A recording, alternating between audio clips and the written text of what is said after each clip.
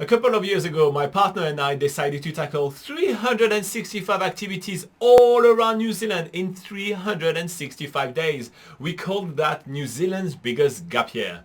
And today we are revisiting day 153 when we visited the place called Tuatapere, and we also checked the Blue Cliffs, and we also had Pavlova, and basically it was a busy day. So let's check it out and meet at the end of the video when I'm going to go over all the questions you had the first time we published it. See you then.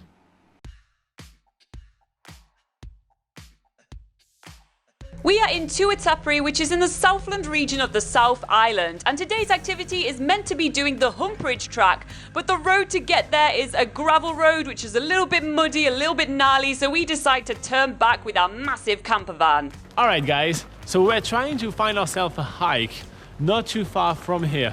But as you saw, the road was full of like very rough gravel. It was getting rougher and rougher, so we tried to find a spot which was not too rough, and we did a U-turn. That was challenging, but now here we are. We drove backward for a little while and we found ourselves a really nice beach right here. Luckily, there is this beach alongside the road for us to spend some time at. This is the Blue Cliffs beach in Tuatapere Bay. I hope I pronounced that right. But this is a really awesome beach which is so secluded right at the bottom of the Fiordland National Park. Blue Cliff Beach is absolutely amazing, and it oversees one of the many marine mammal sanctuary in New Zealand, so it's really not rare to see orcas and dolphins playing in the waves.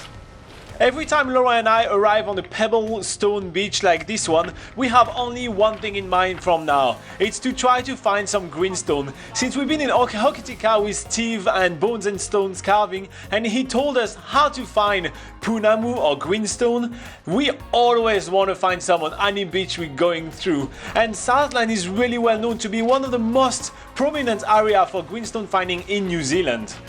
But alas, we do not find a single greenstone today. The pebbles are mesmerizing. It's a really cool looking beach, really hard to walk onto because of all the very loose pebble, but no greenstone in sight. Although this was not the world famous Humpridge track, we still had a blast on Blue Cliff Beach, and we saw a lot of very different scenery than usual. So there was a massive forefront of rain coming toward us at high speed, so we decided to walk back. Tuatapere is one of those classic Kiwi towns where everyone talks to everyone, everyone's really friendly, so we really want to check out that side of Tuatapere today, so we head back on the road towards the town where hopefully we find plenty of stuff to do. So believe it or not, it was raining like hell on the Humpridge track. We could see it from where we were, but now we're back in Tuatapere and it's stunning weather. So we decided to have a little walk around town, visit a little bit the garden, and maybe grab ourselves a nice lovely coffee. We park our camper van up at the Tuatapere Backpackers, then head off into these small, really cute gardens here in Tuatapere. There's all sorts of different plants like native flax and a few exotic flowers as well. But while we're walking around on this nice little stroll, we spot over a bridge that there is a cafe ready for us to have some cake and chocolate in. The Yesteryear Cafe is kind of a really good mix in between a tiny antique museum and an awesome cake shop. Helen is world famous for making pavlova, which is the traditional New Zealand dessert. It's one of the specialty of the country and we've got to try it at some point in our trip. So we're making the most of that failure of the Humpridge track and tasting awesome New Zealand culinary delight with the locals. Despite pavlova being a classic Kiwi dish, it's actually pretty hard to find in cafes, so we jump on the chance to try some here at the Yesteryear's Cafe. And Helen is also showing us her famous and totally awesome recipe book. And then, speaking of locals, we are going to be heading back to the Tuatapere Backpackers now to feed the animals with Murray. Murray is the colourful owner of the Tuatapere Backpackers and the Highway 99 bar here in Tuatapere. I think that the Highway 99 bar in Tuatapere is the only store which is open after 8 PM, so we're going to be hanging out there tonight. And of course, if we hang out at the bar, we're going to meet the locals.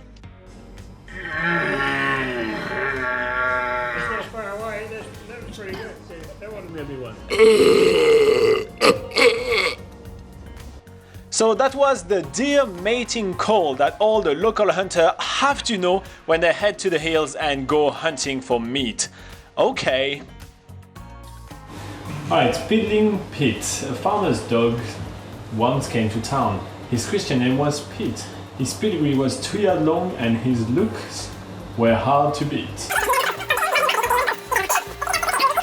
The city dog says, "So long, friends, your piddling did defeat us." But no one ever put them wise that Pete had diabetes.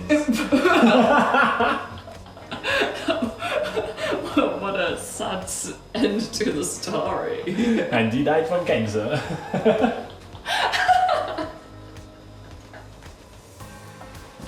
Oh my god, that was quite the story. That is actually really funny. The piddling competition. Alright guys, so it was a bit of a mishmash of a day when we did quite a lot of different things, and so yeah, we started with Blue Cliffs, Blue Cliffs Beach, if I remember correctly, and it was really awesome. It was such a really cool place, and looking back at the footage right now, it really doesn't show how epic it looked over there, just because GoPro doesn't capture all those colors and everything like that, but it was really amazing. I just wanna point this one out before I start going over the comments. Alright. Why in the World basically gives an advice on people walking on those kind of pebbles beach and making sure that you don't twist your ankles. That happened to him apparently, so don't twist your ankles. Goat Chester say, "I live there. Helen was me Highland dancing teacher, and sadly Murray has now sold the cafe and backpackers, but now there is a new person who owns it and it's still running." So here you go. You're not gonna find Murray and his hunting calls at the backpackers anymore. We also have Tech Wizard that says, "I was outside of Tuatapere on a holiday and wanted to try the track, but the gravel road stopped me from doing it." Yeah, I can definitely see that happening. This gravel road is rough. Why in the World is also joking, saying that the deer looked like it tried to kiss me, which, you know, I mean, who wouldn't want to? And then we had the Greenland Shark that says, "Tuatapere is a bit of a hole, to be honest." Yes, it is definitely well hidden. It's, you know, there is not a million things to do over there, but I feel like it speaks truly to what New Zealand was maybe like, you know, 30 to 50 years ago. You know, New Zealand, especially in the Southland, was a lot of little settlement like that, and I feel like it's kind of like stepping back in time, which is really cool. So I understand that Tuatapere is not on top of the list of pretty much everybody when traveling around New Zealand, but it's definitely kind of a hidden gem, and there is a lot of things to be enjoyed by going to visit Tuatapere, and so that's what we try to do on this channel. We try to show you as well some places which are not just the big items such as Milford Sound, Auckland or Queenstown. We like to show you also some more hidden gems, which is something that is really dear to our heart. By the way, if you want to hear more about hidden gems in New Zealand, join one of our live sessions. It's happening at 8 AM every single Sunday, New Zealand time, so it's usually Saturday evening for like most of the world. So join us then. It's a lot of fun to hang out together live and answer all your questions about traveling in New Zealand. In the meantime, there's always NZ Pocket Guide. You can find it at nzpocketguide.com, and there's a link in the card up there, and it's the largest travel guide to New Zealand. It's entirely free, so check it out and plan your trip to New Zealand with ease. We'll see you next time. Bye bye.